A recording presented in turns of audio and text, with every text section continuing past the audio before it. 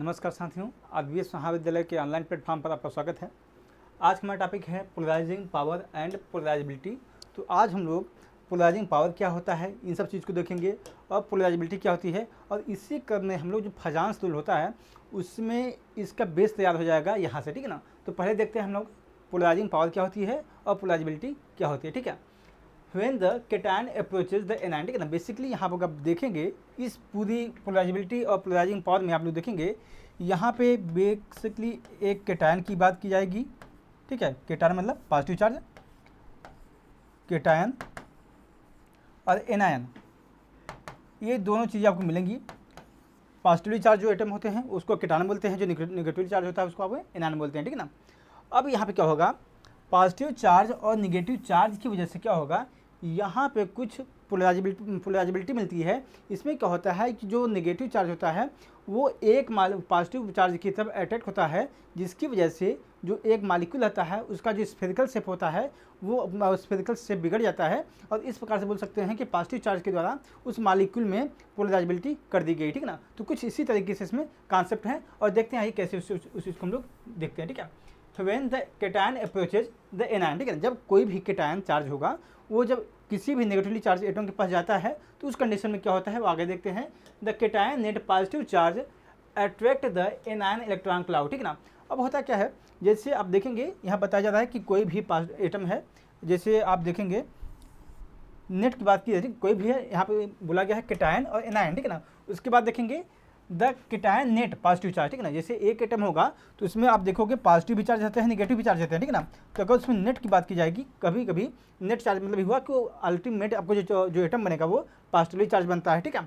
तो अब होगा क्या, कोई भी केटायन है, एनायन है, और उस केटायन एनायन में जो नेट पॉजिटिव चार्ज होता है वो आप देखेंगे एक निगेटिवली चार्ज एनायन को अट्रैक्ट करता है, ठीक ना। तो उसमें क्या होगा, तो इलेक्ट्रॉन का जो क्लाउड होता है वो पॉजिटिव चार्ज जो होता है वो अपनी तरफ अट्रैक्ट करता है, जिसकी वजह से आप जो नॉर्मली शेप देखेंगे, जैसे मान लीजिए एक एनायन का शेप कुछ इस प्रकार से रहा होगा, ठीक है ना। ये आपका नेगेटिव चार्ज एटम है, ये आप कुछ इस प्रकार शेप रहा होगा, और एक पॉजिटिवली चार्ज एटम कुछ इस प्रकार से रहा होगा, ठीक है ना। जब इसके क्लाउड को, जब इलेक्ट्रॉन है ये, ठीक है, अब ये पॉजिटिव चार्ज एटम है, जब इसके क्लाउड को ये अट्रैक्ट करता है तो आप देखेंगे जो इसका स्फेरिकल शेप है वो स्फेरिकल शेप न रह के कुछ इस डिस्फॉर्म्ड शेप में हो जाता है, या फिर विकृत रूप में आ जाता है, इसकी संरचना बन जाती है। अब इसी को ही बोलते हैं पोलराइजेशन ऑफ, उसको बोलते हैं पोलराइजेबिलिटी, ठीक है ना। और केटायन के द्वारा ये जो पोलराइजेबिलिटी की गई है इसको, इसकी पावर को बताता है, ठीक है ना। तो देखते हैं आगे, electron cloud while the repelling the anion positively charged nucleus, ठीक है ना। अब यहाँ पे चीज हो गई, as a result the anion electron cloud bulge towards the cation, ठीक है ना। अब जैसे वहाँ बताया गया कि कोई भी पॉजिटिव था और नेगेटिव था, अब यहाँ पे क्या कर रहा है कि जो पॉजिटिवली चार्ज केटायन है वो इलेक्ट्रॉन के क्लाउड को अपनी तरफ अट्रैक्ट कर रहा है, ठीक है।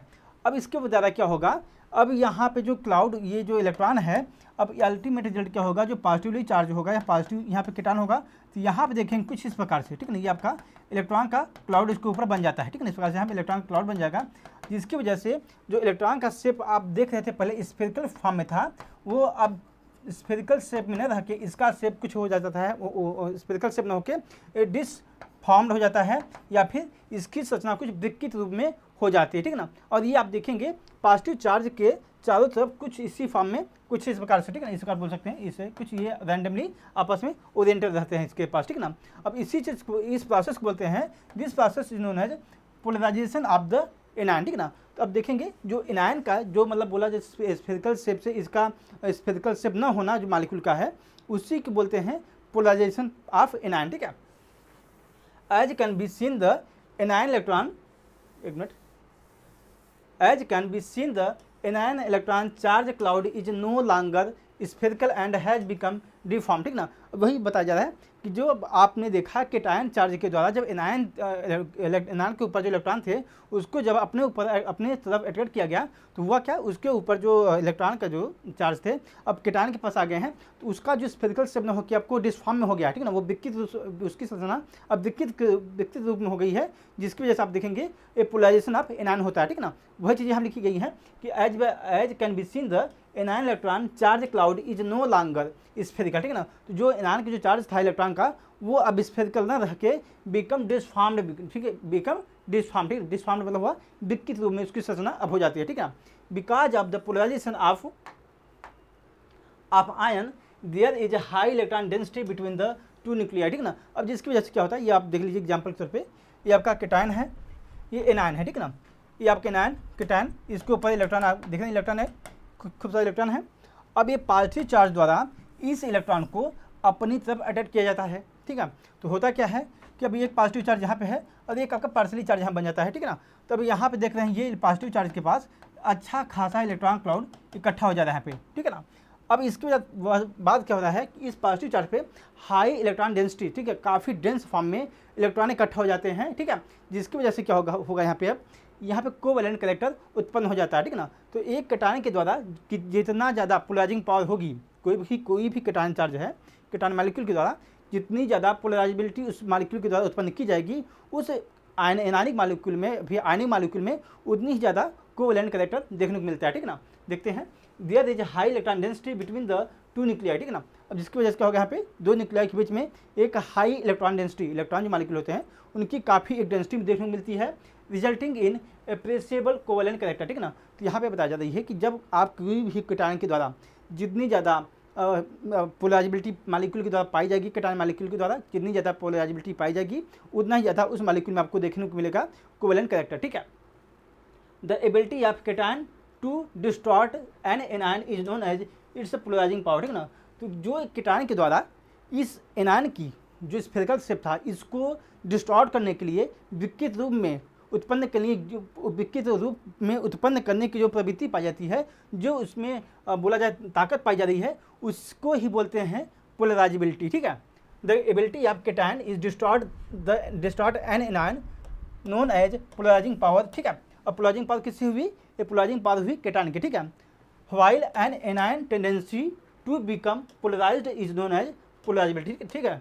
अब वही जो एनायन था आपका, वो जो टेंडेंसी जो हो गई अपने आप को पोलराइज्ड करने की, पोलराइज्ड मतलब क्या हुआ कि अपने आप को विकृत करने की जो उसकी टेंडेंसी बन गई है उसकी ये पोलराइजेबिलिटी होती है, ठीक है ना। तो इस प्रकार से बोल सकते हैं पोलराइजेशन और पोलराइजेबिलिटी क्या होती है, ठीक है। अगर शॉर्ट फॉर्म में समझना चाहेंगे इस चीज़ को तो सिंपल सी बात यही है, आप देखेंगे आप पॉजिटिव है ये आपका, ठीक है, ये आपका पॉजिटिव चार्ज है, ये आपका नेगेटिव चार्ज है। अब यहाँ पे जानते हैं पॉजिटिव अब हमेशा इलेक्ट्रॉन को अट्रैक्ट करता है अपनी तरफ, तब होगा क्या, ये आपका नेगेटिव चार्ज है, इसके ऊपर इलेक्ट्रॉन के क्लाउड सारे पड़े हुए हैं, ये अपनी तरफ अपने आप को इलेक्ट्रॉन को सारे अट्रैक्ट करता है, जिसकी वजह से क्या होगा, इस पॉजिटिव चार्ज पे इलेक्ट्रॉन क्लाउड आ जाएंगे। अब दो न्यूक्लियाई के बीच में अच्छा खासा इलेक्ट्रॉन डेंसिटी बन जाती है, ठीक है। अब इलेक्ट्रॉन डेंसिटी बन गई है और केटायन के द्वारा इस केटायन के द्वारा ही तो ये इलेक्ट्रॉन अपनी तरफ अट्रैक्ट किए गए हैं। अब कोई भी पॉजिटिव चार्ज जितना ज़्यादा पोलराइज कर लेगा किसी भी इलेक्ट्रॉन को, ठीक है, किसी मॉलिक्यूल को भी, ठीक है, तब जितना ज़्यादा पोलराइज कर लेगा उस आयनिक मॉलिक्यूल में उतने ज़्यादा कोवैलेंट कैरेक्टर पाए जाएंगे। कोवैलेंट कैरेक्टर मतलब हुआ सहसंयोजक का जो गुण होता है उसमें सबसे ज़्यादा पाया जाएगा, ठीक है ना, जितना ज़्यादा केटायन की पोलराइजेबिलिटी होगी, ठीक है। यही चीज़ें यहाँ पे बताई गई हैं सिंपल सी बात में। The ionic bond between the cation and anion become partly यार completely covalent depending on the polarising power of the cation, ठीक है ना। तो यहाँ पे वही चीज़ बताई जा रही है कि एक केटायन के द्वारा केटायन की पोलराइजेबिलिटी कितनी है, उस पोलराइजिंग पावर कितनी है उस केटायन की, उस पर डिपेंड करता है कि वो जो आयनिक मॉलिक्यूल आपका होगा वो आपका कितना ज़्यादा कोवैलेंट कैरेक्टर उसमें पाए जाएंगे, ठीक है ना। कोई भी मॉलिक्यूल है और उस केटायन की पोलराइजेबिलिटी कितनी ज़्यादा है, अगर केटायन की पोलराइजेबिलिटी सबसे ज़्यादा होगी तो उसका मतलब ये हुआ कि उस आयनिक मॉलिक्यूल में कोवैलेंट कैरेक्टर सबसे ज़्यादा पाया जाएगा, ठीक है ना। ये चीज़ समझिएगा। The amount of covalent character formed in the ionic molecule is proportional to the polarising power of the cation, ठीक है ना। तो यही चीज़ यहाँ बोली जा रही है कि पोलराइजिंग पावर, ठीक है, polarizing power of cation is directly proportional to होगा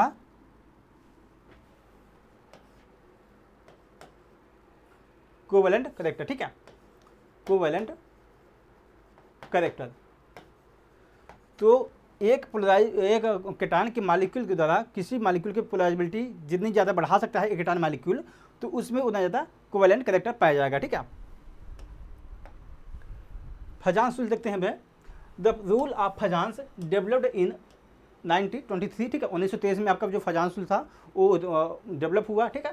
can be used forecast whether a chemical bond would be mostly ionic और कोवेलेंट, ठीक है। तो जो फजांसुल था बेसिकली ये आया क्यों आया, इसलिए है कि कोई मालिक्यूल है, ठीक है, अब उस मालिक्यूल में कोवेलेंट कैरेक्टर कितना है ये हमें अगर पता करना होगा तो इस फजांस रूल के द्वारा ही हम लोग बता सकते हैं कि आखिरकार इस आयनिक मालिक्यूल में कितना ज़्यादा कोवेलेंट कैरेक्टर है या फिर कितना कम है। ज़्यादा होगा तो ठीक है वो भी बताएगा, कम होगा तो वो भी बताएगा, ठीक है। And are based on the relative charge and size cation and anion, ठीक है ना। अब ये किस पे बताता है, ये इस तरीके से बताता है कि आखिरकार जो हमारा एटम है उस पर वो उसका साइज क्या है, उस पर चार्ज कितने हैं, और आपका जो अगर मान लीजिए निगेटिव चार्ज है तो उस पर क्या चार्ज होगा, तो आपका कोवेलेंट कैरेक्टर बढ़ेगा या फिर घटेगा। इन सब चीज़ों के द्वारा ये आसानी से बता देता है, ठीक है। The type of bond formed between two opposite charge ion is determined by the action of ion on other, ठीक है। तो यहाँ पर आप देखेंगे जो केटायन फजांस में बताया गया, पहली बात ये समझिए इसको, फजांस में ये आपको बताता है, फॉरकास्ट मतलब भविष्यवाणी करता है, ठीक है ना। जो फजांस है ये भविष्यवाणी करता है कि कोई भी मालिक्यूल में, कोई मालिक्यूल है उस मालिक्यूल में आयनिक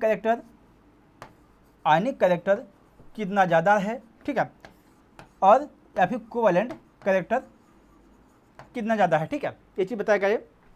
और किस बेस पे बताता है ये, उस मालिक्यूल में देखेगा क्या, ये वहाँ पे चार्ज देखेगा, ठीक है।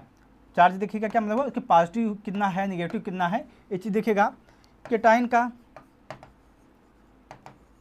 साइज देखेगा और एनायन का साइज देखेगा कि आखिरकार जो केटायन फिर एनायन है उनका साइज क्या है, उनका मतलब आकार कितना है, बड़ा है कि छोटा है, और उनके ऊपर पॉजिटिव चार्ज ज़्यादा है कम है। इन सब चीज़ों की बेस पे ये आपका बताता है कि आखिरकार कोवेलेंट कैरेक्टर या फिर मालिक्यूल में कोवेलेंट कैरेक्टर रहेगा या फिर आयनिक कैरेक्टर ज़्यादा रहेगा, ठीक है ना। ये चीज़ें आपको देखिए यहाँ बताएगा वही चीज़ें।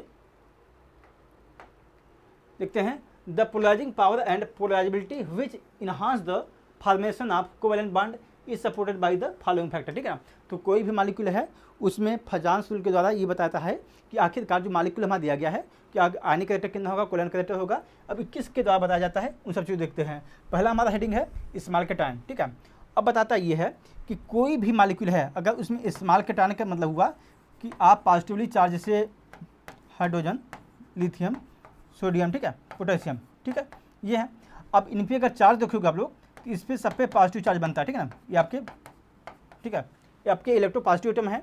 तो अभी यहाँ पे बताया जा रहा है कि स्मॉल केटायन, जितना ज़्यादा स्मॉल केटायन रहेगा मतलब हुआ कि जितना ज़्यादा छोटा धनायन अणु होगा, ठीक है, उतना ही ज़्यादा उसकी टेंडेंसी होगी कि वो मालिक्यूल आपको कोवेलेंट कैरेक्टर प्रदान करेगा, ठीक है। अब कोवेलेंट कैरेक्टर इसलिए प्रदान करेगा कि जो स्मॉल केटायन मालिक्यूल होते हैं उनकी जो टेंडेंसी होती है पोलराइजेबिलिटी की वो ज़्यादा होती है, जिसकी वजह से क्या होगा आपको बताया गया है कि कोई मालिक्यूल है अगर उस मालिक्यूल की पोलराइजेबिलिटी जितनी ज़्यादा रहेगी तो इसका मतलब हुआ कि वो आपका मालिक्यूल कोवेलेंट कैरेक्टर को उतना ज़्यादा उत्पन्न करता है, ठीक है ना। तो यहाँ देख सकते हैं small cation the high polarizing power is due to the concentrated positive charge on tiny surface area, ठीक है ना।